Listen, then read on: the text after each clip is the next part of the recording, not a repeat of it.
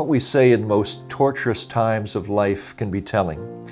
They tell us and others something about who we are and where we find our strength, what other emotions we might be contending with, and what thoughts we might be considering. These next several weeks now through Passion Week, we're taking a look at the 7 last words from the cross, what Jesus said in the most torturous moments of his own life. Luke 23 helps remind us that the very first word was one of forgiveness. Father, forgive them, for they know not what they do. We all think of and pray for the concerns of others. We want to do what we can to care for the hurting or those in need in some way. We give of ourselves when things may be going well in our own lives. Or perhaps after we've had a similar experience and can actually somehow relate or empathize with another person suffering. But Jesus prayed for the needs of those around him and asked God to forgive them when his own heart must have been breaking.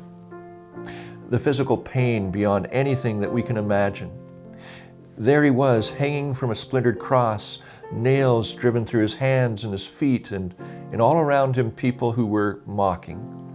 People who likely had never seen him heal the lame or give sight to the blind. People who had not been with him very likely in the boat when he had called out, "Peace, be still," and both the waves and the wind had obeyed and quieted down. Those who mocked him that day at the cross had not likely been in the crowd to hear him teach on the hillside looking out over the Sea of Galilee, or when he had fed the 5,000 with 5 loaves and 2 fish. And yet, there they were, taking in the horrid spectacle of a Roman crucifixion. Now, Jesus could have said anything at all to them, but instead he offers his first word to God.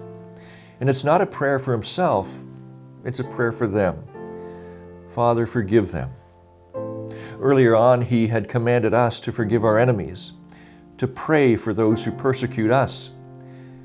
We may have thought that he meant it as a metaphor, but from the cross, what he prayed leaves no room for doubt. He really expects us to do it, to forgive our own worst enemies.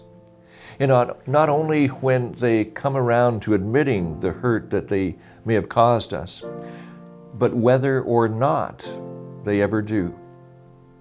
Jesus unites ignorance and forgiveness. Forgive them, for they know not what they do.